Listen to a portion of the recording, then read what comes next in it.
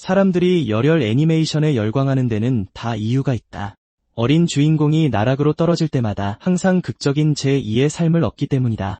이 세계로 전송되거나 동료를 모으거나 미친듯이 파워업해서 결국엔 마왕을 무찌르는 식으로 말이다. 하지만 태웅에게 그딴 건 다 개소리였다. 어떻게 알았냐고? 왜냐하면 바로 지금 태웅이 진짜로 나락까지 떨어진 소년이었기 때문이다. 17살의 태웅은 이 세계 같은 건 존재하지 않는다는 걸 뼛속 깊이 깨달았다. 열혈물의 주인공이 되는 건 꿈도 꿀 수 없었다.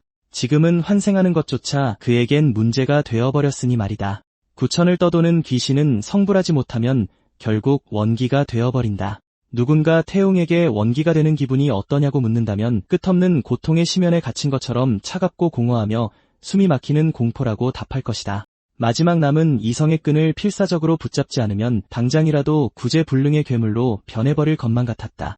그는 명색이 무당의 아들이었다. 그런데 스스로 목숨을 끊고 원기가 되어버리다니. 아버지가 아신다면 아마 심장마비로 쓰러지실 거다. 그럼 이제 대체 어쩌란 말인가? 태웅은 정말 이대로 조금씩 미쳐가며 악기가 되어야 하는 걸까? 죽음은 온전히 자신의 선택이었지만 태웅은 여전히 자기 시체를 멍하니 내려다보고 싶진 않았다. 투신한 걸 뼈저리게 후회하던 바로 다음 순간 그의 시체가 갑자기 입을 열더니 하마터면 진짜로 죽을 뻔했다고 말했다. 심지어 발목을 삔 것 같지만 이 정도면 괜찮다며 앞으로 살기 위해 열심히 노력해야겠다고 짓거렸다.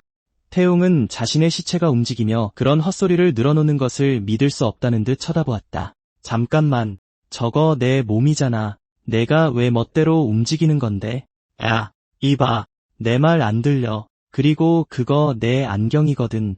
함부로 던지지 마. 아, 진짜 시끄럽네. 평소 같았으면 일단 쥐어패고 시작했을 텐데. 대체 넌 정체가 뭐냐, 몸뚱이 도둑놈아? 말 그렇게 섭섭하게 하지 마라. 긍정적으로 좀 생각해보라고. 일단 예의부터 갖추거라. 내가 누군지도 모르면서 자꾸 도둑 취급이나 하고 말이야. 그리고 누가 마음대로 죽으라고 허락했지? 사는 게 그렇게 끔찍했냐? 알았어. 내가 무례했네. 근데 대체 당신 누구야? 내 몸뚱이로 대체 뭘 하려는 건데?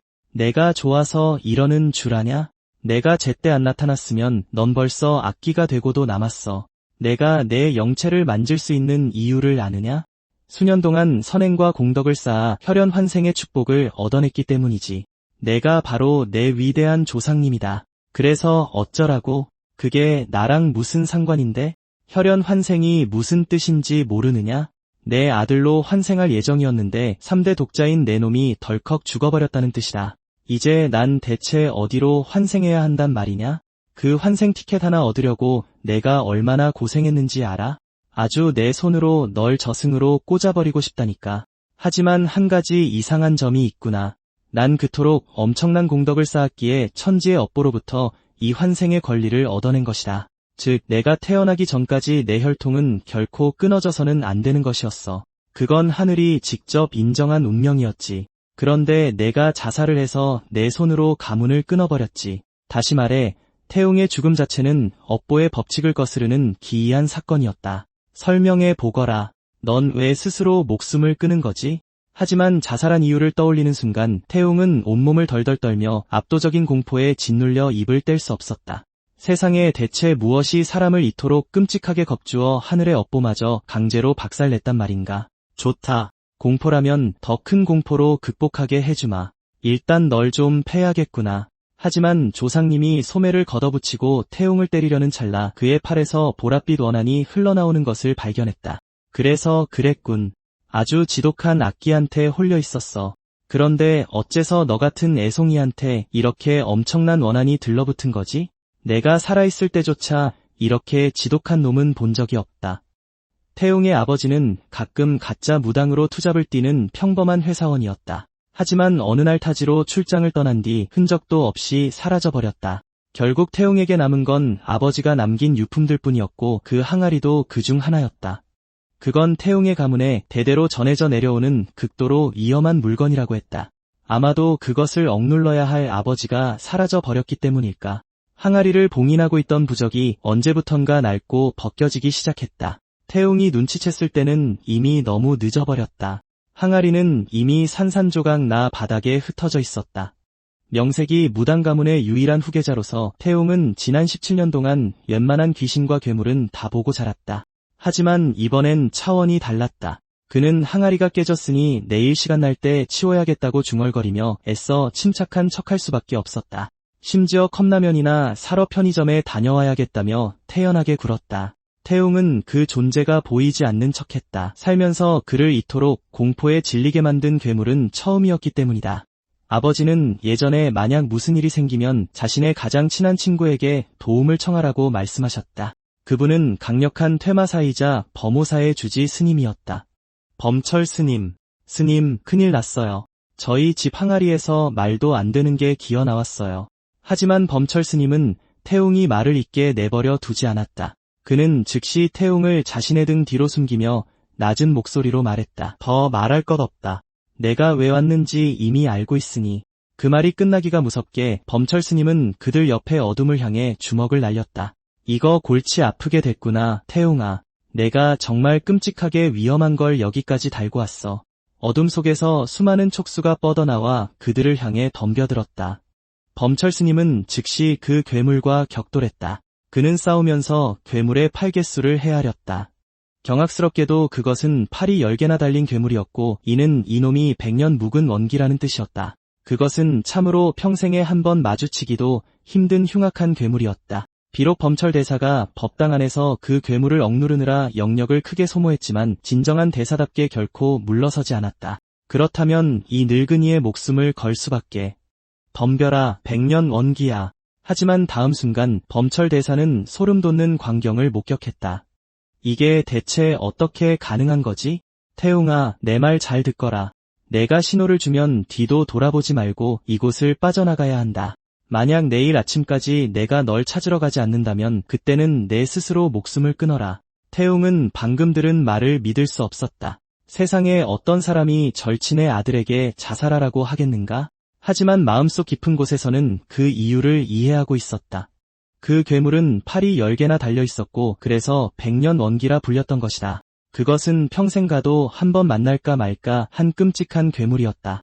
태웅은 집까지 죽어라 달려가 문을 걸어 잠그고 범철 대사가 돌아오기만을 기다렸다. 하지만 그 기나긴 기다림 속에서 서서히 조여오는 죽음의 공포, 호련히 사라진 아버지에 대한 원망, 그리고 범철 대사를 홀로 두고 왔다는 끔찍한 죄책감이 그를 천천히 무너뜨리고 있었다.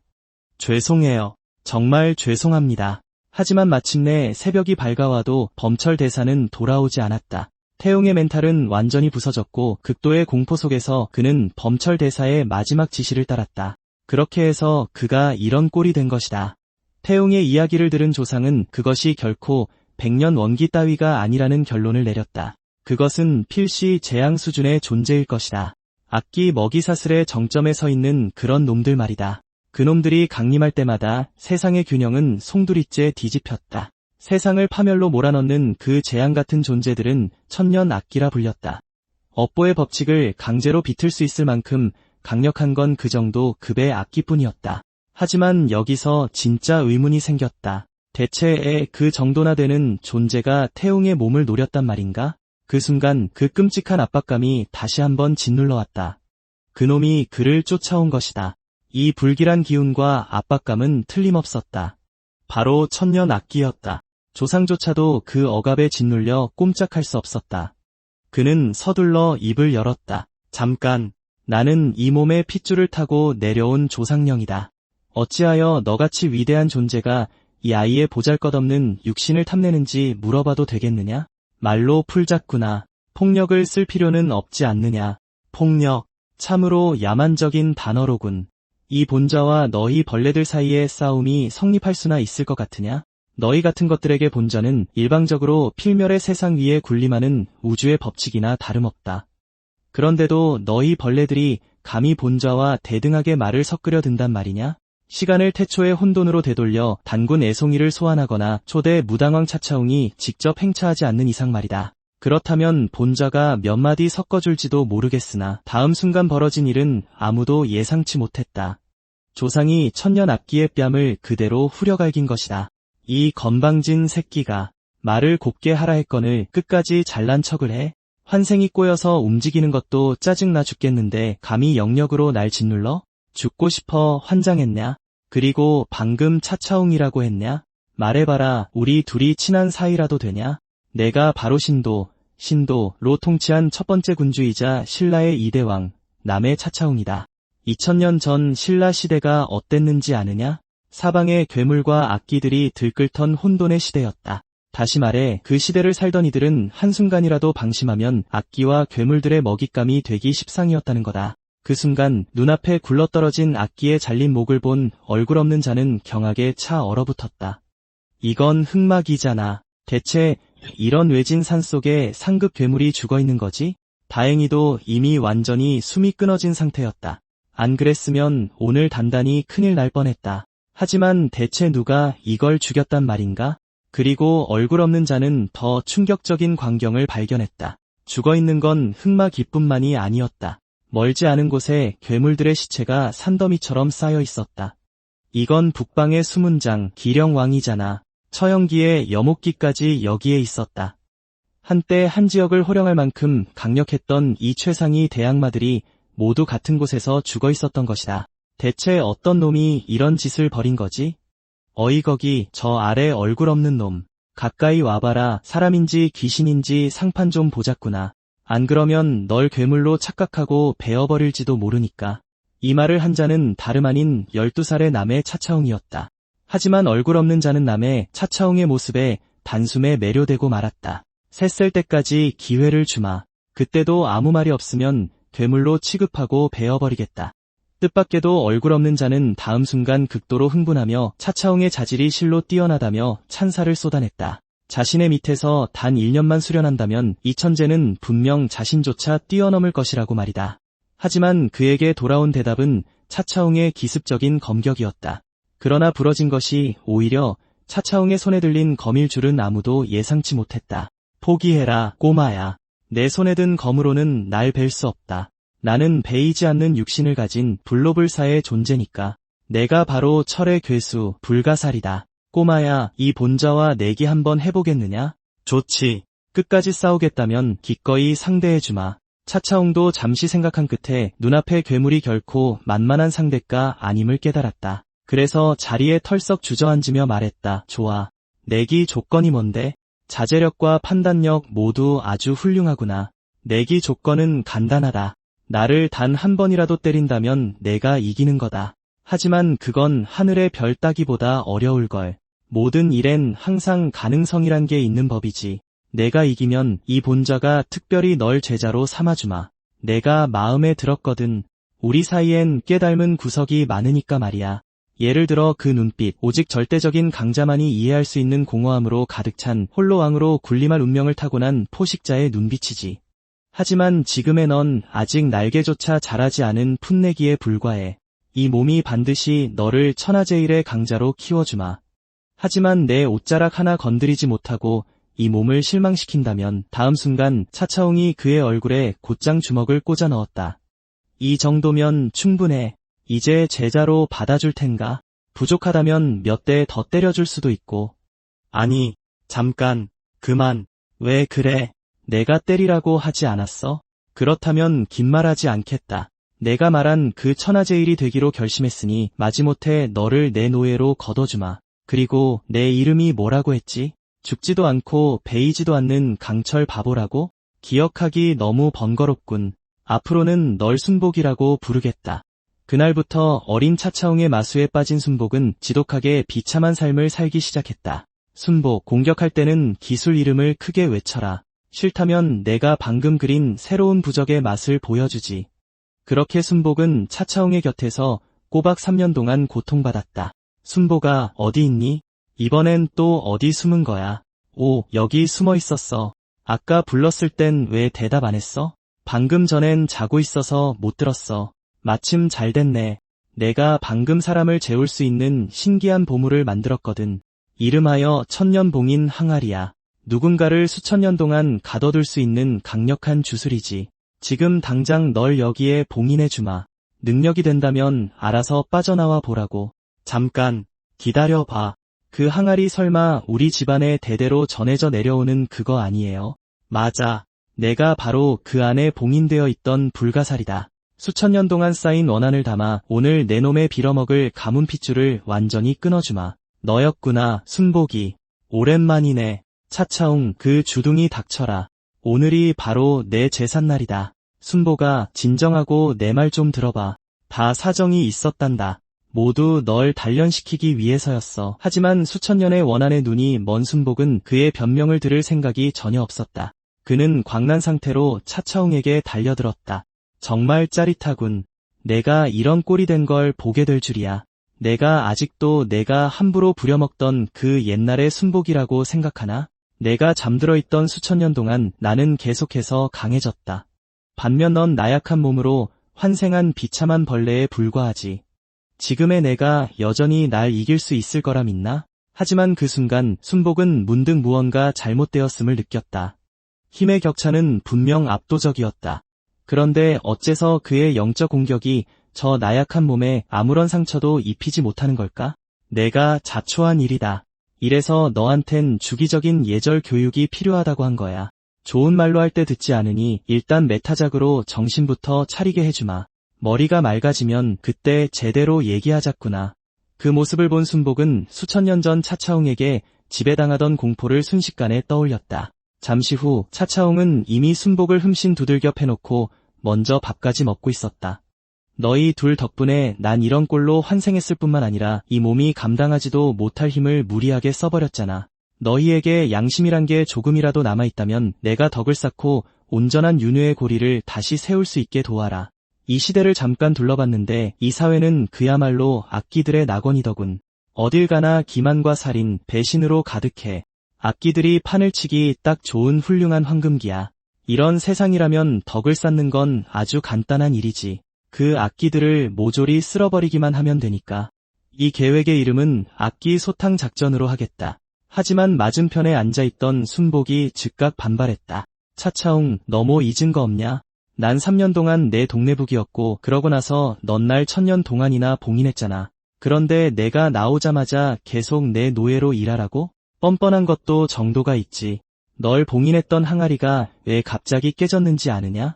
1000년의 봉인 기간이 끝났기 때문이다. 봉인 항아리가 한계에 달해 부서지면 봉인된 자가 원래의 몸을 되찾을 수 있도록 축복을 내리지.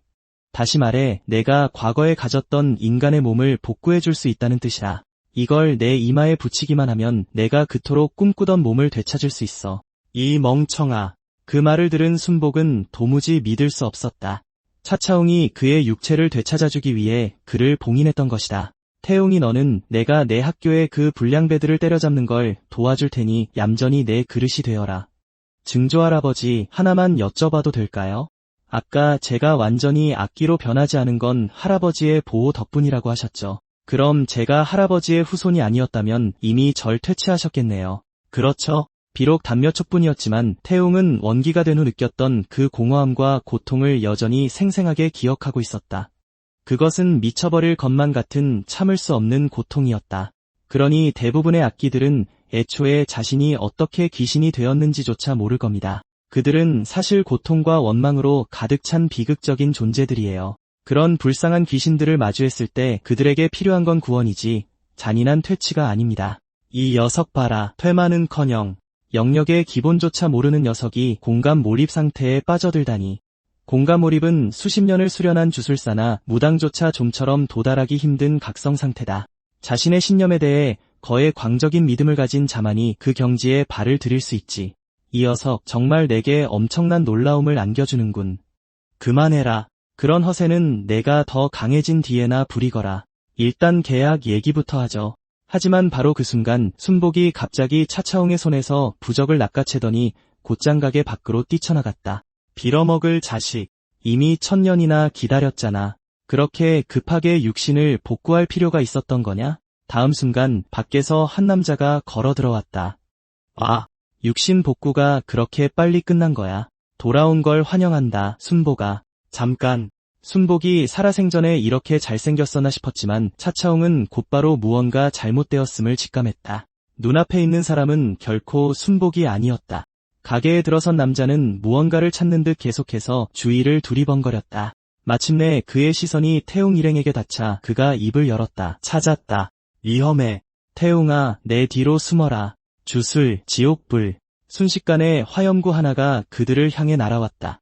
조용하던 작은 가게는 바로 다음 순간 거대한 폭발에 휩싸였다. 넌 대체 어디서 굴러먹던 촌놈이냐? 누가 시작부터 필살기를 날려대? 제대로 설명하지 않으면 내 놈 사지를 찢어버리겠다. 과연 명성대로군. 그 공격을 맨손으로 막아내다니 천년 묵은 악기는 역시 상대하기 까다롭군. 누가 그래? 천년 묵은 악기 따위는 어이없을 정도로 다루기 쉬운데 말이야. 망할 자식. 아까 순보기를 제압하느라 이 몸을 무리하게 쓰지만 않았어도. 하지만 조상님이 뒤를 봐주고 있는 상황에서 태웅은 조상님의 현재 상태가 어떤지 전혀 알지 못했다. 태웅이 소리쳤다. 센 척하는 새끼야. 내 눈앞에 있는 이 대단한 분이 누군지 알기나 해? 넌 사람 잘못 건드렸어. 남자가 대답했다. 나는 신일 스님이다.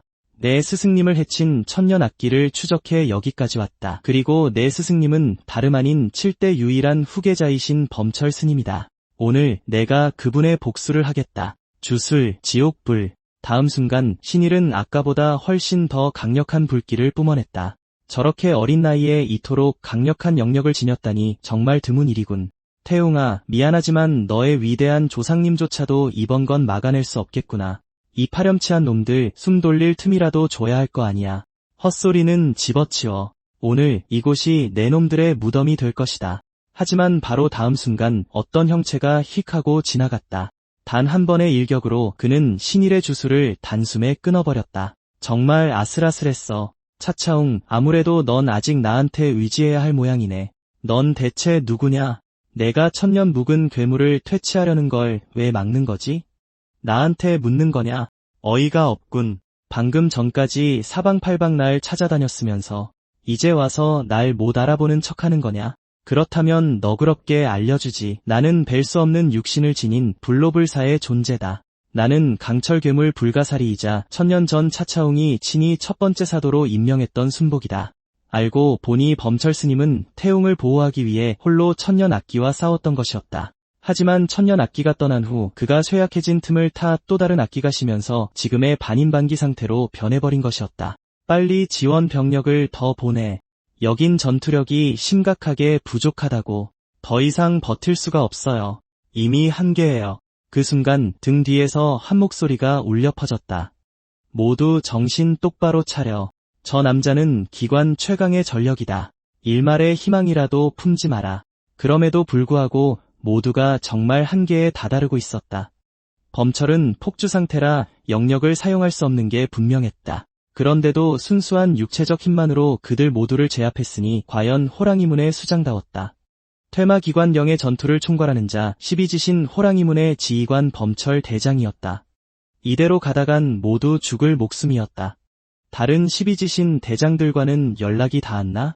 대부분 임무 수행 중이거나 연락 두절 상태입니다. 지금까지 딱 한 명과 연락이 닿았습니다. 바로 그때 거대한 검은 비단뱀이 갑자기 김세호의 몸을 칭칭 감았다. 큰일 났네. 하필이면 유일하게 온 지원군이 이 미치광이라니. 이런. 기관 대장의 체면을 완전히 구겨놨군. 지금 널 죽여버려도 상관없겠지? 안 그래? 도착한 사람은 퇴마기관 영의 12지신 뱀문을 이끄는 시연 대장이었다. 그럼 대장으로서 내리는 내 첫 번째 명령이다. 너희들 모두 당장 꺼져. 죄송합니다. 하지만 그 명령은 따를 수 없습니다. 이 남자는 너무 위험합니다. 그를 범철 대장님과 단둘이 남겨둘 수는 절대 없습니다. 내가 이곳의 의식 주관자인가 보지? 맞지? 의식 주관자란 의식을 이끄는 자를 말한다. 네.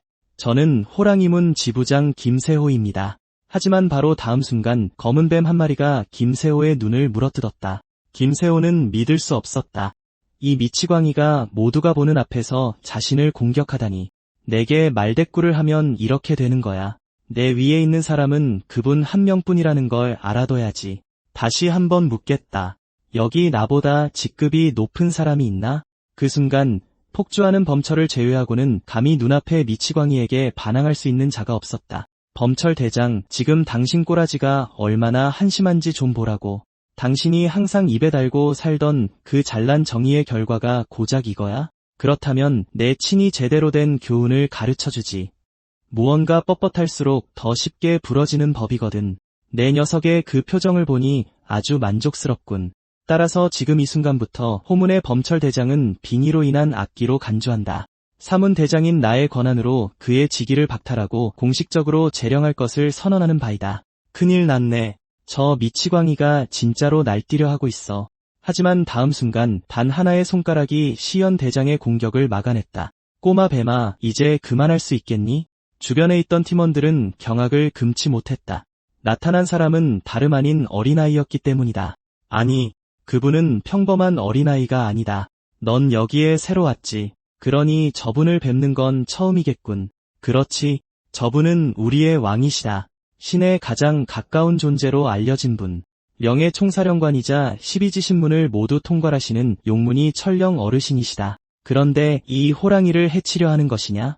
영감님이 직접 오실 줄은 몰랐네요. 범철을 얼마나 아끼시는지 알기에 정말 궁금하거든요. 범철이 죽으면 영감님이 어떤 표정을 지으실지 말이에요. 꼬마 뱀아, 내가 내 이름을 벌써 2번이나 불렀단다. 방금 제가 2번이나 죽을 뻔했군요.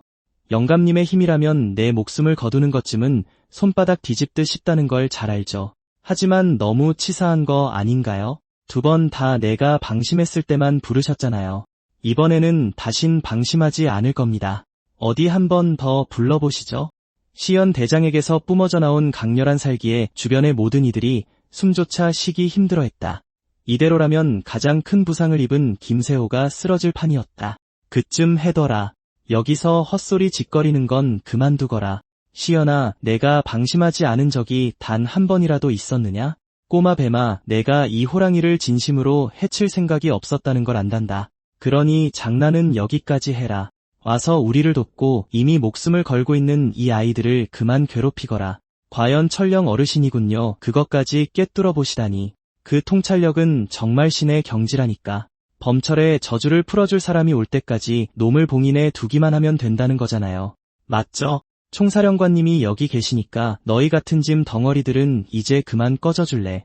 그렇지, 안 됩니다. 호문 지부장인 김세호가 왕 앞에서 감히 입을 열었다.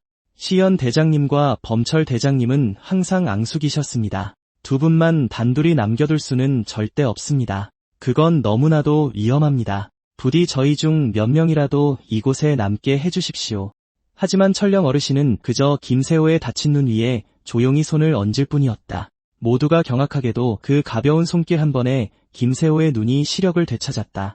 걱정할 필요 없단다. 우린 이미 약속을 맺었지 않았느냐? 걱정 마세요. 무모한 짓은 안 할 테니까요. 언젠가 영감님의 그 귀여운 얼굴이 고통으로 일그러지는 걸 내 두 눈으로 똑똑히 지켜볼 테니까요. 그렇게 현장에는 시연 대장과 범철 대장 단 둘만이 남게 되었다. 긴장 풀어. 영감님과 약속했으니 다시 공격하진 않을 테니까. 하지만 범철, 나에 대해 이건 알아둬야지. 난 내가 아끼는 자들의 고통 위에 내 행복을 쌓아 올리는 걸 아주 사랑한다는 걸 말이야. 그리고 내게 있어 너희 모두는 가장 사랑스러운 존재들이거든. 하지만 영감님은 너무 강하니까 그저 미리 작은 장난 하나 쳐뒀을 뿐이야. 내 그 소중한 제자 녀석에게 내가 왜 이 꼴이 됐는지 이미 다 말해줬지. 심지어 그 녀석의 힘이라면 그 천년 묵은 악기를 충분히 해치울 수 있다고 거짓말까지 해뒀다고. 지금쯤 내 그 소중한 제자는 이미 싸늘한 주검이 되어 있을지도 모르겠네. 하지만 다음 순간 입구를 통해 신일이 걸어 들어왔다. 진짜 돌아왔군.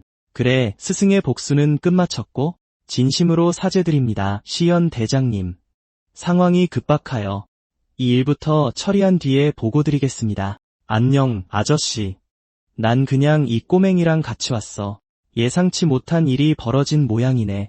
정말 짜증나게 구는군. 내 예상을 벗어난 일이니까 그냥 모조리 죽여버려야겠어. 이 핏덩이 녀석들 거기 딱 기다려라. 이 끔찍한 몸뚱이. 태웅이 녀석은 대체 자기 몸 상태를 어떻게 관리하는 건지 모르겠군. 뭘 야리고 있어. 내가 말해두는데 난 실눈 뜬 놈들을 제일 싫어하거든. 조심해. 내 두 눈구멍을 파버릴 테니까.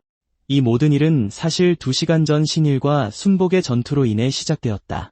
분식집 아주머니의 가게가 완전히 박살 나버렸던 것이다. 믿을 수 없군. 이 정도 실력자는 회사 내에서도 손에 꼽을 정도일 텐데. 평범한 사람은 맨눈으로 좁기조차 힘든 일격인 헬브레이커를 저토록 여유롭게 피하다니. 순복이 정말 다시 인간으로 돌아온 건가? 인간이 어떻게 이렇게까지 강할 수 있지? 어찌됐든 본래의 육체를 되찾았으니 당연하게도 육체와의 싱크로율이 극도로 높았다. 비록 인간의 몸이 악기 형태일 때보다 훨씬 연약하긴 했지만 지금 보여주는 기량으로 보아 순복은 지난 1000년 동안 분명 훨씬 더 강해져 있었다. 꼬맹아, 벌써 끝내려는 거냐? 난 아직 제대로 놀지도 못했는데. 빌어먹을 악기놈. 배짱이 있다면 거기 가만히 서 있어라. 꼬맹아, 그렇게 말하니까 내 스승을 구하고 싶지 않은 것처럼 들리는데. 내 스승의 몸뚱이는 원래 내가 차지하려고 점찍 얻었던 거거든. 하지만 지금은 이렇게 근사한 원래 몸을 되찾았으니 내가 순순히 무릎 꿇고 빈다면 인심 써서 도와줄 수도 있지. 하지만 신일은 악기의 말을 결코 믿지 않았다. 악기를 믿느니 차라리 무력으로 제압하려 했다. 하지만 신일이 다시 공격하려는 찰나 순복은 비열하게도 그의 급소를 정통으로 걷어찼다. 그 순간 그곳에 있던 모두가 무언가 바사삭 깨지는 소리를 들은 듯했다. 애송아, 그 저주는 내가 걸었으니 풀 수 있는 것도 나뿐이다. 지금 무릎을 꿇고 자비를 구해도 이미 늦었다고. 그나저나 아까 그 건방지던 태도는 다 어디로 갔지? 왜 이제 와서 무릎을 꿇고 있는 거냐? 다시 한번 명심하게 해주지. 지나가던 잡기라도 들러붙어서 내 스승의 육체를 먹어치우면 그땐 정말로 돌이킬 수 없게 될 거다. 신일은 즉각 상황을 파악했다. 당신 말이 사실이라면 제발 당장 떠나 주십시오. 제 스승님이 계신 범호사에는 순복 같은 존재가, 아니 어쩌면 더 위험할지도 모르는 놈이 있습니다. 스승님께선 지금 두억 신일을 봉인하고 계십니다. 하지만 태옥만이 그 이름이 무슨 의미인지 전혀 모르고 있었다. 순복은 두억 신이가 오행 대학기 중 하나이며 자신과 동급인 괴물이라고 설명했다. 순수한 물리력만 따지자면 두억 신이가 더 강할지도 몰랐다. 소위 오행이라는 것은 신라시대에서 가장 악랄하고 강력했던 5괴물로 이루어진 무리였다. 당시엔 그런 괴물을 간신히 막아내기 위해 국가에 온 군대를 동원해야만 했다. 그럼 범철 스님은 끝장난 거 아니야? 뭐 아닐지도 모르지. 왜냐하면 그 오행이란 게 사실 내가 하나하나 다 두들겨 패고 나서 제일 질긴 놈들만 골라낸 거거든. 어쩐지 범철 그 꼬맹이의 영역이 육체 상태랑 안 맞는다 했더니 두억신이랑 싸우느라 힘을 다 뺐던 거군. 이제 어떡하죠? 우리가 구하러 가는 건가요? 당연히 가야지. 내 후손을 돕다가 적골이 된 거 아니냐. 가는 김에 오랜 구면인 두억신이도 좀 보고 말이야. 두억신이가 날 못 알아본다면 그 옛날 흠씬 두들겨 맞았던 기억을 몸소 떠올리게 해주마. 완벽하군요. 제 화도 풀리게 제 목까지 몇 대 더 패주십시오. 하지만 그 순간 태웅이 두 미치광이를 말렸다. 잠깐만요, 두 분 다. 이 분식집이랑 할머니는 어쩌고요? 그건 걱정하지 마라. 목격자의 기억과 주변의 흔적들은 모두 복구될 거다. 그게 명이 하는 일이거든. 2시간 후 현재로 돌아와 모두가 범철 스님이 붙잡혀 있는 방에 도착했다. 순복이 범철 스님의 저주를 풀려던 찰나 차차홍이 뒤에서 그를 불러 세웠다. 저 뱀눈깔 녀석은 우리가 하는 일이 마음에 안 드나 본데 범철에게 저주만 있는 게 아니라 자기가 걸어둔 봉인도 있다고 하잖아.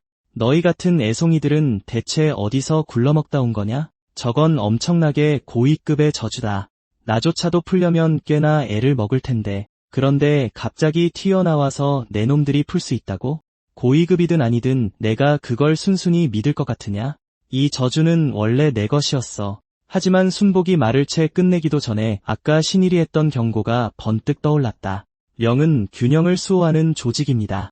여러분 모두가 무턱대고 나섰다간 회사가 여러분을 어떻게 분류할지 알 수 없습니다. 그러니 적어도 스승님께서 원래대로 돌아오실 때까지만이라도 정체를 드러내지 마시고 조직과 엮이지 말아 주십시오. 순복은 이 꼬맹이가 수상해 보였다고 즉각 말을 바꿨다. 그래서 순복은 그를 여기까지 따라왔고 내친 김에 그의 스승의 저주를 푸는 것을 돕기로 했다고 둘러댔다. 그렇다면 한번 해봐라. 첫 번째로 할 일은 봉인을 해제하는 것이고 두 번째는 저주를 푸는 거다. 지금 상황을 보면 거의 동시에 둘 다 해치워야 할 것 같군. 뒤로 물러서 있는 게 좋을 거다. 내가 봉인을 푸는 순간 이 녀석은 분명 날뛸 테니까. 그 후에 이곳이 어떻게 될지는 장담 못해. 원래는 힘이 다 빠질 때까지 계속 기운을 빼놓을 생각이었지만 그럴 필요가 없어졌군. 다음으로 내게 정말로 저주를 풀 실력이 있는지 확인해보겠다. 그건 걱정하실 필요 없습니다. 이런 건 제 전문이니까요. 머지않아 봉인과 저주가 완벽하게 풀렸다. 좋아. 이제 기적을 목격할 시간이다. 그건 그렇고 꼬맹아, 내가 꽤 마음에 드는구나. 내 사문에 들어올 생각 없나? 하지만 다음 순간 모래주머니만 한 주먹이 그들을 향해 곧장 날아왔다. 시연대장은 주먹 한 방에 날아가 저 멀리 벽에 깊숙이 처박혔다. 마침내 그놈이 튀어나온 모양이었다. 범철이 입을 열고 말했다. 마침내 누군가 좀 패볼 기회가 생겼군. 어디 보자. 방금 날아간 녀석을 제외하고 인간이 셋의 영혼이 하나라. 감히 인간 따위가 나를 속이다니. 결단코 용서할 수 없다. 하지만 이 육체를 얻었으니 기분이 너무 좋아서 약간의 자비심마저 드는구나. 말해라. 누가 이 몸에 저주를 풀었느냐? 내가 바로 도깨비들의 왕 두억신이다. 내가 그 범철의 육체를 풀어줬다. 이 덩치야. 하지만 두억신이는 순복을 전혀 알아보지 못했고 심지어 순복에게 자신의 신부가 되라고 요구했다. 이를 본 순복은 즉시 차차홍을 바라보며 자신이 나설 차례인지 눈빛으로 물었다. 하지만 차차홍은 나설 생각이 없어 보였는데 아마도 아까 영역이 완전히 고갈되었다고 말했기 때문일 것이다. 그렇다면 내가 나서도 된다는 건가? 지금부터 이 녀석이 내 남편이라는 걸 선언하겠다. 그럼 결혼 축하한다, 순복. 하지만 줄을 잘못 서면 차차홍 법제 2조 1항 위반이 될 거다. 제 2조 1항이라는 말을 듣는 순간 순복의 온몸이 떨리기 시작했다. 아무래도 저 자가 내 약점이라도 단단히 잡고 있는 모양인데 걱정 마라. 이제 내가 있으니까. 너에게서 강력한 영역이 느껴지긴 하지만 바람 앞에 등불처럼 이미 깜빡거리고 있구나. 오, 내 영역을 보면서도 날 알아보지 못한다고? 이러니 도깨비들이 뇌 없는 바보라는 소리를 듣지. 뼛속까지 새겨져 있어야 할 것조차 잊어버리다니. 정말 흥미롭군. 하지만 순복은 이번에 엄청난 실수를 저질렀어. 도깨비들의 세계에서는 목숨보다 의리가 더 중요하니까. 기억하지 못한다니 내가 친히 떠올리게 해주마. 이 말을 들은 순복은 순간 식은땀을 흘렸다. 차차홍이 입을 열었다. 두억신 기억나느냐? 그해 가을 은행나무 아래서 내 녀석과 맞부딪혔던 그 주먹 말이다. 그래. 내가 바로 내 형님이다. 내 놈 인생에 첫 패배를 안겨준 오행의 주인이자 남의 차차홍이 바로 나다. 하지만 두억신은 전혀 알아듣지 못하는 눈치였고 그저 헛소리를 짓거린다고 생각했다. 뭐? 내 놈이 말하는 그 차차홍이 대체 누구야? 그리고 내가 내 형님이라는 건데? 넌 도깨비들의 왕 청비가 아니냐? 청비. 그건 일대 두억신의 칭호잖아. 이 몸은 3대 두억신 적빗이다. 방금 전까지 긴장한 기색이 역력했던 순복은 그 말을 듣자마자 박장대소했다. 도깨비는 평범한 성인에 비해 몇 배나 더 강력한 신체 능력을 지니고 있다. 호르몬이 넘쳐흐르는 도깨비들은 보통 유희에 집착하는 색욕 넘치는 골칫거리가 되곤 했다. 하지만 도깨비들에게 도파민을 가장 강렬하게 자극하는 최고의 유희는 바로 피 튀기는 전투였다. 피가 끓어오르는 도깨비들의 세계에서 힘을 겨루는 것은 최고의 예법으로 통했다. 하지만 일단 도깨비들 사이에서 힘의 서열이 정해지고 나면 그들은 평생을 형제처럼 끈끈하게 지냈다. 게다가 도깨비들은 그 수가 워낙 적었기에 부족 간의 갈등도 점차 사그라들었다.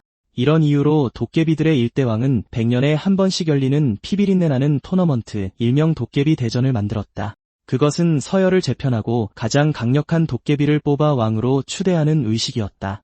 즉, 두억신을 선택하는 의식이었으며 3대 두억신을 결정지을 최후의 전투가 막 끝나가고 있었다. 그건 그렇고 영감님, 지금 왕은 누구죠? 지금이 아주 중요한 순간이다. 결과가 나오면 알게 될 게야. 전 지금 당장 가장 센 도깨비가 누구냐고 묻고 있잖아요. 너 대체 네 집 자식이냐? 그렇게 버릇없이 굴다니 난 올해로 딱 92이거든.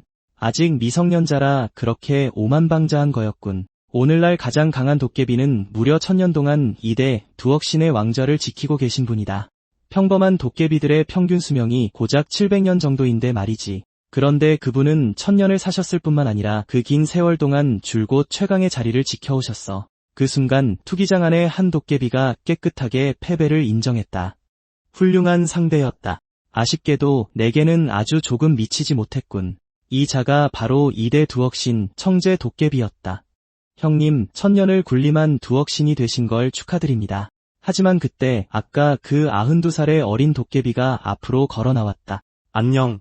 내 이름은 적비야. 저기 있는 저 영감님이 널 쓰러뜨리면 내가 가장 센 도깨비가 될 수 있다고 하더라고. 그러니까 그 자리 내게 넘겨주지 않을래? 내 이름이 적비라고? 색깔이 들어간 이름은 오직 강자만이 가질 수 있는 것이다. 응. 그리고 난 아주 세지. 하지만 그의 뒤에 있던 도깨비가 즉각 분노하며 날뛰었다. 너 대체 뭐 하는 꼬맹이야? 감히 대전 순서도 무시하고 끼어들어? 오만방자하기 짝이 없군. 게다가 청제 도깨비 형님은 방금 나와 싸움을 끝내셨다. 아직 체력도 다 회복하지 못하셨다고. 상관없어. 옛날부터 도깨비는 싸움을 피하는 법이 없으니까. 그리고 미안하지만 아우야, 솔직히 아까 너와 싸우는 건 너무 지루했단다. 준비 운동조차 되지 않았지. 하지만 꼬마야, 내가 규칙을 깼으니 제대로 된 가르침을 내려주마. 아주 좋네. 적비는 즉시 허공으로 이돛을 훌렁거서 던졌다. 다음 순간 그가 서 있던 자리에서 감쪽같이 사라졌다. 영감님, 몸 조심하는 게 좋을 거야. 참으로 피가 끓는 어린 놈이로군. 여기 있는 도깨비들은 다들 어릴 때 청제 도깨비 형님께 흠씬 두들겨 맞고 컸어. 저 꼬맹이도 닿을 수 없는 거대한 벽을 직접 체감해봐야지. 하지만 곧 그 늙은 도깨비는 경악하기 시작했다. 일방적인 구타로 끝날 줄 알았던 싸움이 대등한 난타전으로 이어졌기 때문이다. 전투는 점차 한치의 양보도 없는 팽팽한 공방전으로 치달았다. 주변의 도깨비들은 제 눈을 의심했다. 말도 안 되는 일이었다. 저 꼬마가 청제 도깨비 형님과 호각으로 싸우고 있다니. 물론 두 사람이 대등해 보일지라도 여전히 그들 사이엔 명백한 격차가 존재했다. 상대는 1000년 가까이 살아오며 압도적인 전투 경험을 자랑하는 도깨비들의 왕이었으니까. 하지만 저 꼬마가 전례를 찾아볼 수 없는 흠집 없는 원석임은 틀림없었다. 차기 두억신의 왕좌는 반드시 저 녀석의 차지가 될 터였다. 하지만 늙은 도깨비는 단 한 가지를 오판하고 말았다. 단 한 합에 끝날 거라 여겼던 충돌이 수백 번의 공방으로 이어졌고 하루, 이틀, 사흘을 넘겨 마침내 꼬박나흘 밤낮이 지나서야 마침내 그 전투는 끝을 맺었다. 늙은 도깨비가 유일하게 예측하지 못한 것은 고작 나흘이라는 짧은 시간 만에 차기 두억신의 왕좌가 주인을 바꿀 거란 사실이었다. 승부는 결정났지만 내가 순서를 어기고 왕좌를 차지한 건 사실이니까. 내가 이 대회에 난입한 방식이 불만인 녀석이 있다면 언제든 내게 도전해도 좋아. 날 인정해준 선배님들께 다시 한번 감사 인사를 올릴게. 그렇다면 지금 이 순간부터 내가 늙은 청제 도깨비의 유지를 이어받아 수천 수만 년 동안 이 칭호를 지켜내는 두억신이 되겠어. 안타깝게도 내 임기는 오늘로 끝이다. 적비는 자신의 귀를 의심했다. 그가 전혀 눈치채지 못할 정도로 누군가 가까이 다가와 있었다. 그나저나 왜 너희는 매번 대회를 이렇게 비밀스럽게 여는 거지? 우리 조직이 너희를 찾느라 얼마나 고생했는지 알기나 해? 한낱 오만한 인간 따위가 감히 우리 도깨비들의 신성한 의식에 끼어들다니. 영감, 거기 가만히 있는 게 좋을 텐데. 그렇지 않으면 다음 순간 그들의 주변으로 수많은 인형이 호련히 나타났다. 그들이 투기장 전체를 겹겹이 포위하고 있었다. 망할 인간들. 도깨비들이 전부 지쳤을 때를 노려 일부러 나타난 거였어. 이 비열한 새끼들. 반드시 대가를 치르게 해주마. 하지만 적비의 혼신을 다한 일격은 시연에게 너무나도 쉽게 빗나가고 말았다. 이런 아직도 그런 무시무시한 힘이 남아있다니. 하지만 말이야, 아까 보니까 내 녀석 이쪽을 다친 것 같더라고. 다음 순간 적비는 발차기에 맞고 멀리 나가떨어졌다. 이 비열한 인간들. 이런 결투의 순서를 무시한 도깨비가 할 말은 아닌 것 같은데. 게다가 우리는 명예로운 도깨비가 아니잖아. 우린 비열한 인간들이라고. 그래서 어쩌라고? 그렇게 적비는 그들에게 몇 달 동안 갇혀 고문을 받았고 그 때문에 지금은 인간만 보면 분노가 치밀어 올랐다. 하지만 이렇게 귀여운 파트너를 만난 덕분에 그 분노는 이미 대부분 사라진 상태였다. 게다가 적비와 이 육체의 공명은 놀라울 정도로 훌륭했다. 일개 인간이 도깨비에 필적할 만한 육체를 단련해냈다니 참으로 감탄할 만한 일이었다. 운이 좋은 줄 알아라. 난 이제 늙은 녹제 도깨비와 내 다른 형제들을 찾으러 갈 테니까. 내가 아직 기분이 좋을 때 얼른 꺼져. 젠장. 정말 이대로 그가 떠나는 걸 지켜만 볼 셈인가? 모두가 힘을 합친다 해도 그의 상대가 되진 못할 것이다. 하지만 그 순간 차차웅이 갑자기 입을 열었다. 결투를 하자. 그때 내가 순서를 무시하고 억지로 도전을 밀어붙였다고 들었는데 그렇다면 나와도 도깨비 전쟁을 한판 하자꾸나. 그 말을 듣고 적비는 즉시 평정심을 잃었다. 원래는 내 목숨을 살려두려고 했는데 내가 죽기를 자처하니 내 무자비함을 원망하지 마라. 잠깐, 결투를 하기 전에 조건 하나를 추가하고 싶다.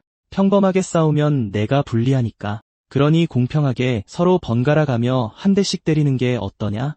그 말을 들은 적비는 어이가 없었다. 진심으로 그렇게 하면 날 이길 수 있을 거라 생각하냐? 좋아. 대신 내가 먼저 때리겠다. 내 용기를 가상히 여겨 힘을 좀 빼고 목숨은 살려주마. 내가 일대 두억신이를 쓰러뜨렸다는 건 한때 제법 강한 투사였다는 뜻이겠지만 난 역대 최강의 두억신이라고. 적비는 이 주먹 한 방으로 놈이 오만함의 대가를 치르길 바랐다. 하지만 적비가 뒤돌아 떠나려던 찰나 차차웅이 다시 일어섰다. 이 자식아, 도망치려는 거냐? 다음은 내 차례일 텐데. 그 순간 차차웅은 태웅의 몸에서 기이한 점을 눈치챘다. 이 꼬맹아, 평소에 몸단련은 전혀 안 하는 게냐? 체력은 형편없었지만 회복력과 내구력은 말도 안 되게 강했다. 이건 평범한 인간이 가질 수 있는 몸이 아니었다. 즉, 이건 계승자의 육체였다. 그렇다면 상황이 완전히 달라진다. 아까는 이 몸이 부서질까 봐 걱정했지. 그래서 살살 치고 먼저 때리려 했던 건데. 하지만 이제부터는 제대로 쳐주마. 내 녀석의 식견을 넓혀주지. 입 꽉 깨물어라. 지금부터 더 높은 하늘을 마주한다는 게 어떤 건지 보여주마. 한편 하얀 모자를 쓴 여자가 현장에 도착했다. 여기서 대체 무슨 일이 있었던 거야? 이건 뱀 대장 시현의 시체인가? 이거 정말 대단한 걸. 하지만 뜻밖에도 옆에서 낯익은 목소리가 들려왔다. 토끼냐? 좀 늦은 거 아니야? 제일 먼저 도착했어야 할 부서가 이렇게 늦다니. 허물벗기를 안 썼으면 나 방금 진짜 죽을 뻔했어. 갑자기 한 대 맞고 여기까지 날아왔다니까. 그 다음엔 무슨 일이 있었는지 전혀 모르겠어. 하지만 확실한 건 내가 허물을 벗는 동안 엄청난 일이 벌어졌다는 거야. 평범한 사람들이 왜 초자연적인 사건에 대해 전혀 모르는지 알아? 이런 일이 생길 때마다 항상 누군가 뒷수습을 하기 때문이지. 목격자는 총 14명이야. 그들 기억이 전부 지워졌는지 가서 확인해봐. 이런 파괴된 꼴이 아주 철저하네. 할머니가 마지막이에요. 정말 오늘 기억을 지워야만 하는 겐가? 사람이 늙으면 매 순간순간이 소중해지거든. 오늘은 먼저 떠난 남편 꿈까지 꿨단 말이야. 아무한테도 말 안 하겠다고 약속하마. 죄송해요, 할머니. 이 일에 예외를 둘 순 없어요. 기억을 지운다는 건 이 노구가 겪은 모든 감정, 심지어 세포 단위의 미세한 변화까지 짊어진다는 뜻이에요. 그러니 기억을 뺏긴다고 너무 슬퍼하지 마세요. 오히려 그 기억을 집어삼키는 사람들은 매일매일을 끝없는 지옥에 갇힌 것처럼 살아가니까요. 다시 일행이 있는 곳으로 돌아와 모두가 차차웅의 공격이 지닌 위력에 경악했다. 하지만 적비는 상처 하나 없이 멀쩡하게 서 있었다. 어떻게 된 거냐? 왜 빗맞힌 거지? 그게 질문이라고 하는 거냐? 내가 진짜로 쳤다면 내 아우가 다쳤을 테니까. 이거나 대답해라. 만약 그 일격이 적중했다면 내가 버틸 수 있었겠느냐? 적비는 즉시 한쪽 무릎을 꿇고 공손하게 말했다. 아우 적비가 형님께 인사 올립니다. 과연 도깨비답군요. 상황 대처 하나는 정말 빠르고 확실하다니까.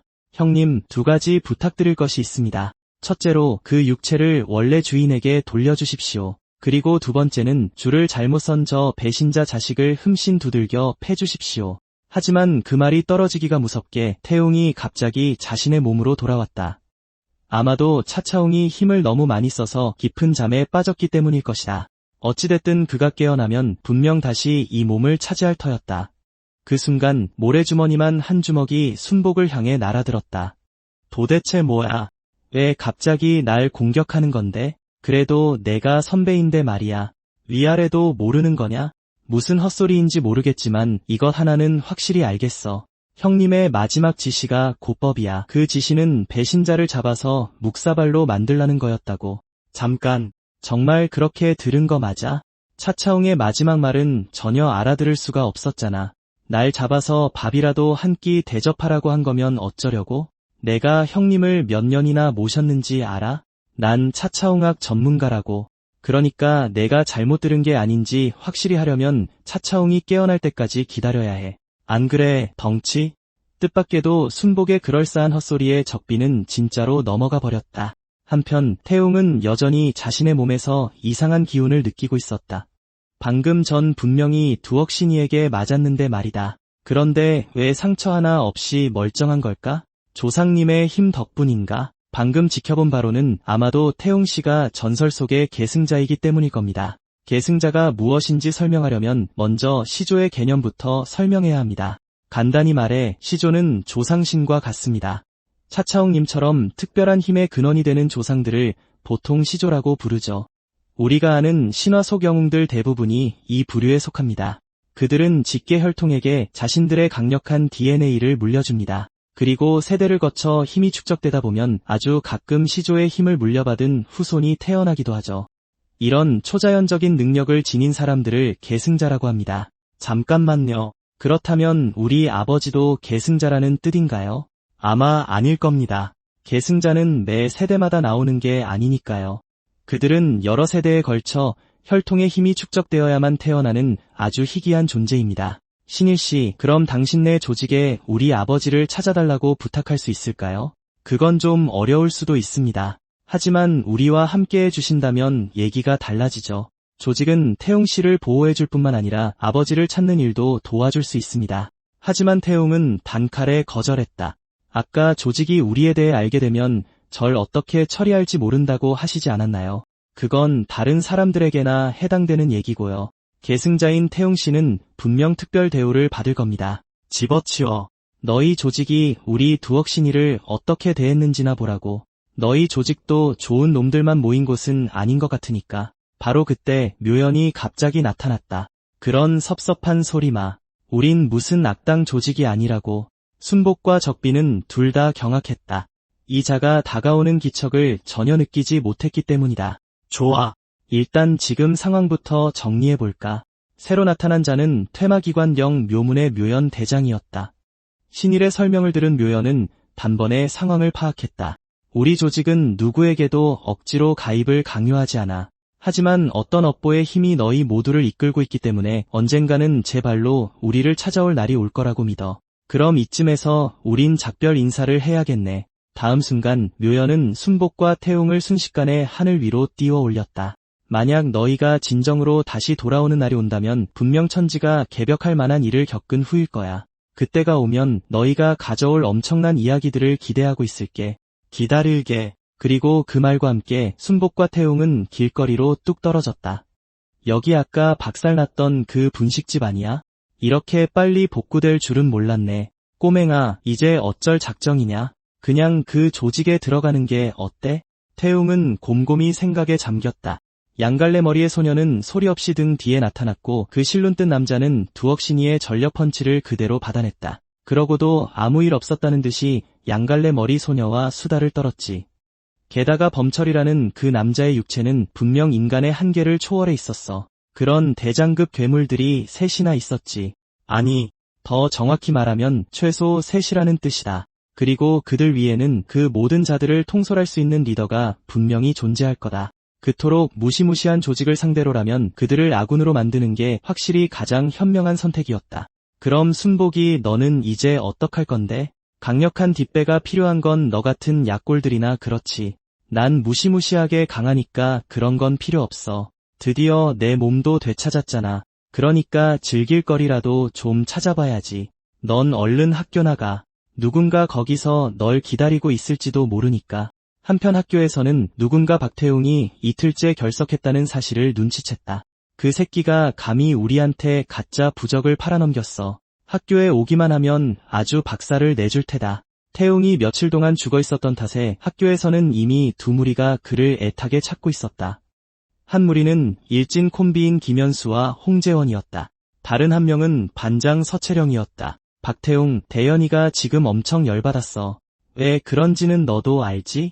반장이랑 얘기 끝나면 당장 체육관으로 튀어와. 그 말을 남기고 김현수와 홍재원은 뒤돌아 가버렸다. 그래서 반장, 나한테 무슨 볼일 있어? 태웅아, 걱정 마. 지금부터 해줄 얘기는 널 기쁘게 할 좋은 소식이니까. 나중에 맞더라도 말이야. 짠, 수학여행 동의서야. 이번엔 진짜 예쁜 바닷가로 간다더라. 하지만 태웅은 그런 것에는 이미 완전히 흥미를 잃은 상태였고 책상 위에 올려두면 맞고 와서 보겠다고 말했다. 태웅아, 조금만 버텨. 내가 당장 선생님 모셔올게. 걱정 마. 아까 그 일진 녀석들 사실 꽤 착하거든. 날 때릴 때마다 일부러 힘을 조절해준단 말이야. 정대현이 억지로 시켜서 그러는 것뿐이야. 하지만 태웅이 문을 여는 순간 정대현과 정면으로 마주치고 말았다. 대현은 다짜고짜 그의 머리채를 움켜쥐었다. 박태웅, 이 새끼. 드디어 학교에 기어 나왔구나. 풍연고 짱. 정대현 형님이 묻는다. 말해봐, 여기서 어떤 새끼랑 뒹굴고 있었냐? 그 말이 나오자마자 반장 서채령은 아무것도 못 본 척자리로 돌아가 숙제를 하기 시작했다. 그 모습을 본 정대현은 굳이 그녀와 실랑이를 벌이지 않고 다시 태웅에게 시선을 돌렸다. 본론으로 들어가자. 내가 재물 부적을 달라고 했더니 넌 쓰레기 같은 종이 쪼가리나 줬지. 내가 잃은 돈을 다 찾을 때까지 나한테 반항이라도 해보겠다는 거냐? 이자는 내 몸으로 갚으면 되겠다. 하지만 그 순간 창문으로 책 한 권이 날아와 정대현의 얼굴에 정통으로 꽂혔다. 창밖에는 사람 그림자 하나 보이지 않았기에 모두가 그 자리에 얼어붙고 말았다. 어떤 새끼가 그랬어? 딱 기다려라. 내가 누구든 간에 기필코 끌어내서 반 죽여놓고 말 테니까. 그리고 박태웅, 넌 교실에 꼼짝 말고 있어라. 그 말을 남긴 채 그는 교실을 나섰다. 태웅이 누가 자신을 도와준 건지 의아해하던 찰나 창밖에서 목소리가 들려왔다. 그가 서둘러 다가가 확인해보니 놀랍게도 반장이 바깥 배수관에 매달려 있는 것이 아닌가. 반장, 내가 왜 거기에? 거긴 위험해, 채령아. 반장, 왜 날 도와준 거야? 정대현은 사람 팰 때 여자라고 봐주는 놈이 아니라고. 너까지 위험해질 거야. 이게 그저 반장으로서의 책임감 때문이라면 정말 이렇게까지 할 필요 없어. 그런 거 아니야. 어차피 대현이는 내가 책을 던진 줄 모를 텐데 뭘. 그보다 난 태웅이 내가 다치는 걸 보고 싶지 않았고 그 녀석들한테 맞을까 봐 걱정됐단 말이야. 그녀의 걱정 어린 말에 태웅은 순식간에 얼굴을 붉혔다. 사실 괜찮아. 대현이를 빼면 다른 애들이 때리는 건 그렇게 아프지도 않거든. 내가 아는 바로는 그렇지 않은 것 같던데. 전에 걔들이 이러는 걸 들었거든. 박태웅 그 새끼 맷집은 진짜 기괴할 정도야. 때린 내 손이 다 아팠다니까. 저번에는 걷어찼다가 발뼈가 나갈 뻔했어. 그 말을 들은 태웅은 문득 신일이 했던 말을 떠올렸다. 계승자들은 보통 자신만의 고유한 특성을 각성하게 된다. 태웅의 경우에는 비정상적으로 튼튼한 몸이 그 특성인 듯했지만 그래도 여전히 앞뒤가 맞지 않았다. 그런데 정대현한테 맞을 때는 그렇게 아팠던 거지? 그 녀석도 평범한 인간이 아닌 뭔가 다른 존재인 건가? 아니면 나 같은 계승자? 찾았다. 요망한 기집애. 얌전히 기다리라고 했건만 감히 숨어 있어? 방금 너희 하는 얘기 다 들었어. 여기 숨어서 내 뒷담화를 까고 있었지. 너희 둘 다 오늘 제삿날인 줄 알아라. 그때쯤 반장 서채령은 이미 자리로 돌아와 이 모든 게 자신과는 아무 상관없는 일인 양시치미를 떼고 있었다. 하지만 그건 대놓고 정대현을 바보 취급하는 짓이나 다름없었다. 그는 손에 든 책을 그녀를 향해 곧장 집어던졌다. 아까 나한테 책을 던진 범인이 바로 너였지, 반장? 발뺌할 생각 마라. 이 학교 전체에서 너 말고 누가 이딴 쓰레기 같은 책을 들고 다니겠냐? 오늘만큼은 내가 여자든 아니든 신경 안 써. 죽을 각오나 단단히 해라. 그 말과 함께 정대현은 반장을 향해 맹렬히 달려들었다. 큰일이다. 반장이 위험한데 지금 나설 수 있는 사람은 태웅뿐이었다. 어떻게 해야 하지? 이대로 절대 포기할 순 없었다. 생각해보니 조상님은 어떻게 내 몸으로 그런 엄청난 힘을 끌어냈던 걸까? 태웅이 그 힘의 아주 작은 부분이라도 흉내낼 수만 있다면 반장을 구할 수 있을 텐데. 자세는 아마 이랬던 것 같아. 허리 뒤에서 주먹을 안쪽으로 당긴다. 주먹이 명치를 지나기 전에 다리를 회전시킨다. 그리고 온몸을 비트는 반동을 이용해 모든 힘을 담아 주먹을 앞을 향해 내지른다. 다음 순간 태웅의 주먹에서 어마어마한 강풍이 폭발하듯 뿜어져 나왔다. 그 힘은 정대현을 교실 안의 책걸상들과 함께 통째로 창밖으로 날려버렸다. 비명과 함께 정대현은 아래쪽 잔디밭에 곤두박질치며 그 자리에서 기절하고 말았다. 이 광경을 본 태웅 본인조차 경악을 금치 못했다. 대박, 정말 해내다니. 하지만 이토록 비현실적인 상황은 곁에 있던 반장을 공포에 질리게 했다. 큰일이다. 반장은 평범한 사람일 뿐인데. 채령아, 일단 진정해. 내가 설명할게. 그러나 채령은 이미 공포에 질려 온몸을 사시나무 떨듯 떨고 있었다. 이제 어쩌면 좋지? 그냥 벽이 너무 낡았다고 둘러대야 하나? 아니면 기절시킨 다음에 전부 꿈이었다고 할까? 하지만 어느 쪽도 말이 안 됐다. 거짓말을 해봤자 상황만 더 꼬일 뿐이었다. 채령아, 너무 겁먹지 마. 사실 나랑 정대현은 평범한 사람들이랑은 조금 달라. 내가 엄청 놀랐을 거라는 거 알아. 하지만 이 일은 나를 위해 비밀로 해줄래? 이건 엄청나게 위험한 일들이 얽혀 있거든. 그래도 걱정 마. 넌 절대 다치게 하지 않을 테니까. 다음 순간 채령이 박치기로 태웅을 들이받아 그를 바닥에 내동댕이 쳤다. 이 멍청아. 내가 방금 무슨 짓을 저질렀는지나 알아. 교실을 이 꼴로 다 부숴놓고서 이걸 어떻게 비밀로 하자는 건데. 뇌가 달린 놈이라면 딱 봐도 뭔가 이상하다는 걸 눈치채겠지. 난 이제 죽었어. 위에서 널 잘 감시하라고 했는데 내가 다 망쳤잖아. 이 키 작은 안경잡이 땅꼬마 자식아. 결국 이 소녀가 그토록 고대하던 평범한 고교 생활은 그날 태웅에 의해 산산조각 나고 말았다. 그녀가 원했던 건 그저 아무도 자신에게 말 걸지 않는 조용한 일상뿐이었는데 그녀는 그저 조용히 학교 생활을 보내고 싶었을 뿐이다. 하지만 어쩌다 보니 그녀 같은 평범한 소녀가 반장이 되고 말았다.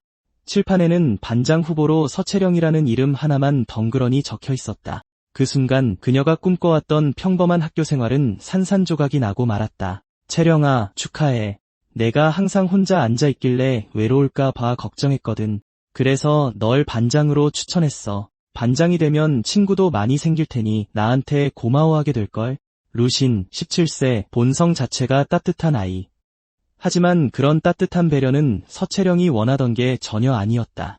그녀의 손에 들린 예언 쪽지에 적혀있던 대로 올해 너는 온갖 골칫거리에 휘말릴 것이다라는 말이 딱 들어맞았다. 그렇게 반장 서채령의 파란만장한 고등학교 생활이 시작되었다. 하지만 겉보기에 평범한 그녀가 어떻게 초자연적인 세계를 알고 있는 걸까? 그리고 왜 그녀가 태웅을 감시하는 임무를 맡게 된 것일까? 채령은 바닥에 주저앉아 끊임없이 떨며 중얼거렸다. 안 돼, 안 돼. 죽기 싫어라고 계속 소리치는 저 남자가 이쪽으로 오고 있어. 내 비밀을 말해줄게. 난 사실 퇴마 기관영의 상담부 인턴이야. 그럼 왜 널 보내서 날 감시하게 한 거야? 난 이미 모든 게 잘 처리된 줄 알았는데. 미안해. 난 그저 말단 인턴일 뿐이야. 내가 대답할 수 없는 질문은 묻지 말아줘. 그리고 나한테는 2가지 비밀이 더 있어. 뭐? 2가지 비밀이 더 있다고? 무슨 소리를 하는 건지 전혀 모르겠네. 비밀이라고 말할 때 손가락은 3개를 폈잖아. 오해한 거야. 그냥 숫자를 세고 있었어. 1, 2, 3, 4, 5. 살아있는 물고기를 1마리 잡았네. 알았어. 그럼 적어도 상담부가 무슨 일을 하는지 정도는 말해줄 수 있잖아? 우리 부서는 정보 수집만 해. 영은 태웅이 상상했던 것보다 훨씬 거대한 조직인 것 같았다. 전에 순복이 말했던 것처럼 아버지를 진심으로 찾고 싶다면 영에 들어가는 것이 유일한 방법일지도 몰랐다. 채령아, 너희 기관에서는 실종자 조사도 해? 그리고 아까 내가 말한 죽기 싫어한다는 그 남자는 대체 누구야? 서채령은 수첩을 펼치며 말했다. 실종자. 내가 영에 정식으로 입사하면 그건 비밀리에 조사해 볼 수 있어. 하지만 그 순간 누군가 수첩을 낚아챘다. 기밀 수첩에 적힌 모든 비밀을 외부인에게 다 털어놓을 셈이냐, 인턴? 며칠 전에 아주 분명하게 설명해줬던 걸로 기억하는데 그런데도 어떻게 이렇게 큰 사고를 칠 수가 있지? 검은 정장을 입은 한 무리의 남자들이 부서진 벽을 신속하게 수리하며 주변의 목격자 수를 빠르게 세고 있었다. 솔직히 말해서 난 상담부의 능력이 의심스럽기 시작했다. 술문이 그저 인턴들 뒷수습이나 하라고 존재하는 줄 아나? 나타난 남자는 퇴마기관 영의 12지신 부서 중 하나인 술문의 대장, 남진화였다. 바로 그때 태웅에게 날아가 계단 아래로 떨어졌던 정대현이 다시 교실로 돌진해 들어왔다. 박태웅, 이 새끼. 아까 그 주먹은 대체 뭐였냐? 너도 능력자냐? 하지만 다음 순간 분노로 날뛰던 정대현은 갑자기 의식을 잃고 쓰러졌다. 남진아가 옆에서 입을 열었다. 우리 기관에는 초자연적인 사건에 휘말린 계승자에 대한 특별한 규정이 있다. 그건 너에게도 똑같이 적용된다, 인턴. 그 순간 태웅은 눈앞의 광경에 큰 공포를 느꼈다. 그는 이미 수많은 귀신과 괴물을 보았고 심지어 천년 묵은 악기와도 마주친 적이 있었다. 하지만 눈앞의 이 남자는 그가 한 번도 느껴본 적 없는 차원의 두려움을 주고 있었다. 그것은 모든 괴물들 위에 군림하는 절대적인 존재의 궁극적인 악이었다. 그 찰나 태웅은 마치 모든 논리를 초월한 끝없는 심연을 들여다보는 것 같은 기분을 느꼈다. 그리고 동시에 그 심연 역시 그를 마주보고 있었다. 다음 순간 남진아가 재빨리 손으로 태웅의 눈을 가렸다. 멍청아, 지금 당장 눈 감아. 그런 다음 그는 자신의 뒤에 있는 괴물을 보며 능력을 발동시켜 방금 일어난 일에 대한 이들의 짧은 기억을 집어삼키라고 명령했다. 만약 그 기억을 즉시 지우지 않는다면 끔찍한 일이 벌어질 터였다.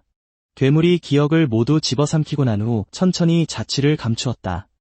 태웅은 자신이 느꼈던 그 끔찍한 공포에서 아직 헤어나오지 못하고 있었다. 하지만 그는 자신이 정확히 무엇을 두려워했는지 이미 잊어버린 상태였다. 방금 무슨 일이 있었던 거지? 엄청나게 끔찍한 걸 본 것 같은데. 이 녀석 생각보다 감이 예리한데. 아까는 당황해서 즉시 기억을 지워버리느라 이 녀석을 제대로 파악하지 못했군. 상단부에서 계속 이 녀석을 감시해온 걸 보면 절대 평범한 놈은 아니야. 그리고 너, 인턴, 난 괜찮다. 정말이지, 오늘 일은 이쯤에서 넘어가 주마. 하지만 다음은 절대 없어야 할 거다. 반장 서채령은 울먹이며 그에게 거듭 감사 인사를 전했다. 그나저나 제가 너희 상단부에서 그렇게 열심히 스카우트하려는 그 소년이냐? 그건 1급 기밀이에요. 어떻게 아셨어요? 저 녀석을 성공적으로 영입하면 기관에서 널 정식으로 채용할지도 모르지. 그러니 행운을 빈다. 우리의 이곳 임무도 끝났다. 태웅은 그들의 대화를 전부 엿들었고 덕분에 많은 수고를 덜 수 있었다. 나도 사실 너희 기관에 들어갈까 생각 중이었거든. 잠깐, 너 진심이야. 우리 기관은 아무나 들어갈 수 있는 곳이 아니라고. 채령아, 넌 진짜 거짓말엔 소질이 없구나. 내 표정을 보아하니 이미 내 속을 꿰뚫어 본 것 같아서 아주 기뻐 죽겠나 본데. 일단 우리 기관에 대해 먼저 소개해 줄게. 우리는 12지신을 바탕으로 한 12개의 부서로 나뉘어 있어. 넌 내 특기나 적성에 맞는 부서를 선택해서 면접을 지원하기만 하면 돼. 면접의 최소 자격 요건은 지원자가 일정 수준 이상의 영적 재능을 갖추고 있어야 한다는 거야. 잠깐, 그럼 채령이 너도 능력자라는 뜻이야? 당연하지. 비록 인턴이긴 해도 저한테도 영적인 재능이 있거든요. 그나저나 여기는 무슨 부서야? 채령은 이곳이 탐사부이며 그들이 공개 채용을 하는 건 처음 본다고 설명했다. 이 부서는 극도로 위험하지만 그만큼 연봉과 복지도 엄청났다. 그래서 신입 지원자들 사이의 경쟁이 몹시 치열했다. 이들은 공개 채용을 거의 하지 않았다. 이번 공개 채용이 그토록 놀라운 이유도 바로 그 때문이었다. 하지만 너한테는 너무 위험해. 솔직히 훨씬 안전한 상단부가 너한테 더 잘 맞을 것 같아. 직원 복지도 엄청 좋거든. 하지만 태웅이 더 신경 쓴 것은 그 부서의 엠블럼이었다. 예전에 아버지에게서 본 적이 있었기 때문이다. 아버지가 집을 떠나던 날이었다. 태웅아, 아빠가 이번엔 아주 먼 곳으로 가야 한단다. 몸 조심하고 잘 지내거라. 아빠 회사는 도대체 뭐 하는 곳이에요? 왜 그렇게 출장을 자주 보내는 건데요? 그건 아빠가 회사에서 별로 발언권이 없어서 그래. 너도 알다시피 요즘 영매에 대한 수요가 점점 줄어들고 있잖니. 그래도 이번 임무는 보수가 아주 두둑하니까 집 좀 잘 부탁하마. 만약 무슨 일이 생기면 범철 대사님을 찾아가 도움을 청하렴. 지금 돌아보면 평생을 영매로 일해온 사람이 어떻게 갑자기 사무실에 앉아 일하게 된 걸까? 아버지 같은 한물간 영매를 고용해줄 회사는 아마 령뿐이었을 것이다. 그리고 령의 모든 부서 중 목숨을 거는 대가로 거액을 지불하는 탐사부는 다름 아닌 12지신문 중 하나인 원숭이문이었다. 다시 말해 그의 아버지는 어떤 임무를 수행하던 중 실종된 것이었다. 하지만 직원이 실종됐다면 왜 가족에게 단 한 번도 알리지 않은 걸까?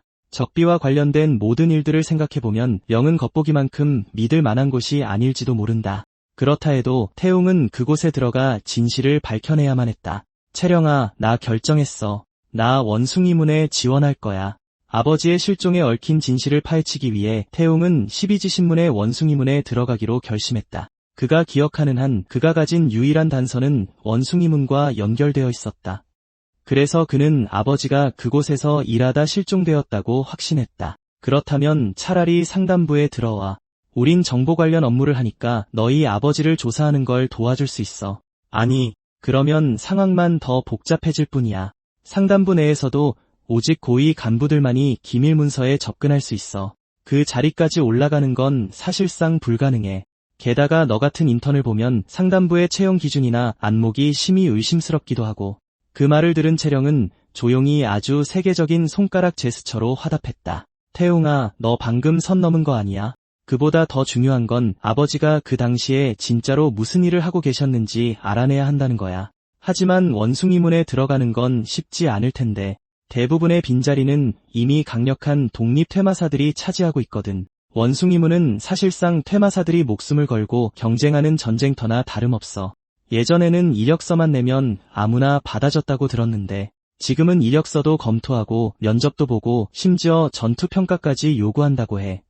원숭이문이 탐사 임무를 담당한다고 했지? 맞지? 그럼 우리가 직접 기록되지 않은 미지의 구역을 탐사하는 거야. 그 후에 그 탐사 과정 전체를 포트폴리오로 정리해서 이력서로 제출할 생각이야.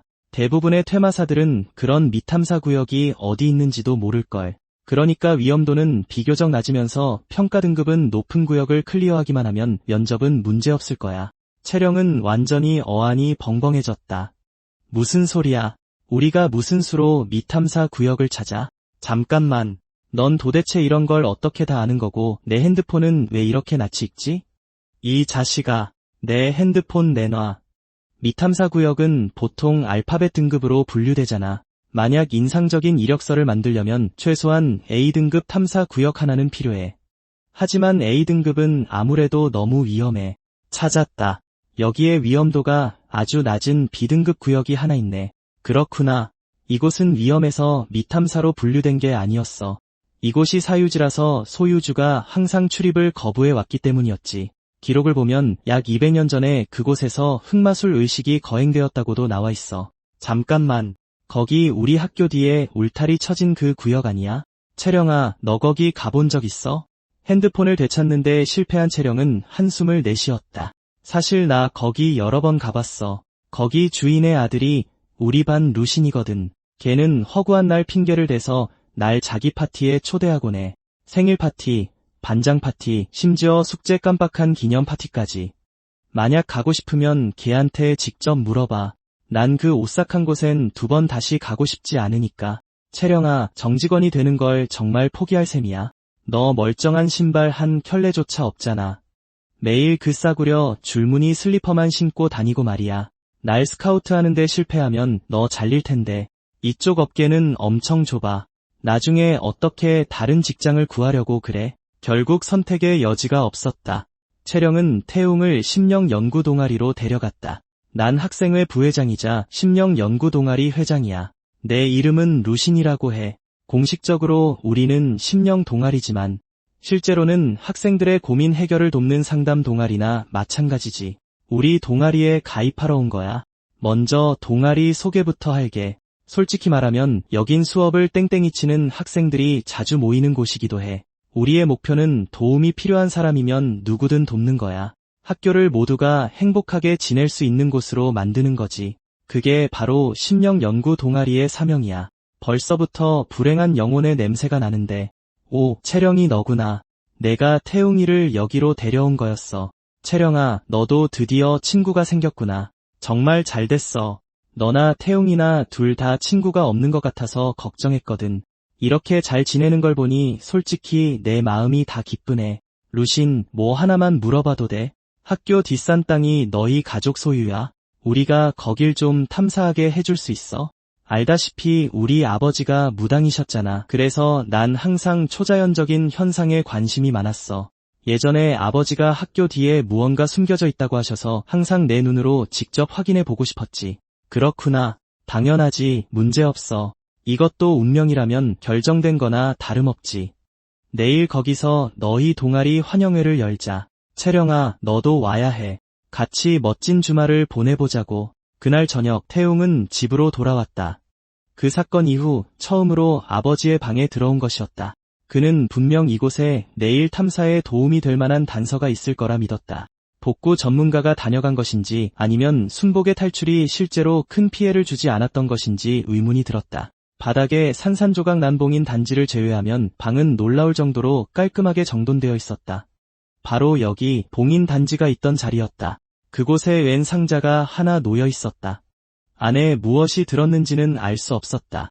태웅은 조심스레 상자를 열었다. 놀랍게도 그 안에는 나무 막대기와 열쇠고리처럼 생긴 물건이 들어있었다. 그는 일단 그것들을 챙겨 넣었다. 내일 유용하게 쓰일지도 모를 일이었다. 원래는 모자 쓴 남자가 아버지의 실종에 얽힌 진실을 밝혀줄 거라 믿었지만 이제는 스스로 알아내야 한다는 것을 깨달았다. 아버지, 어떤 사건에 휘말리셨든 간에 약속할게요. 제가 꼭 모시고 오겠습니다. 한편 어두운 병원 안 한 남자가 어떻게든 2단계 실험을 견뎌내고 있었다. 훌륭하군. 이제 천천히 3단계로 넘어가 볼까. 하지만 3단계에 돌입하면 내 정신은 완전히 무너져 내릴 거다. 돌이킬 수 없게 될 테니 알고 있는 걸 전부 털어놓는 게 좋을 텐데. 전 그저 말단 직원일 뿐입니다. 제가 어떻게 회사의 기밀을 알겠습니까? 상관없어. 아무것도 모른다면 내게 남은 가치는 없으니까. 널 폐인으로 만들어버려도 아무런 문제가 없다는 뜻이지. 그럼 3단계를 시작하지.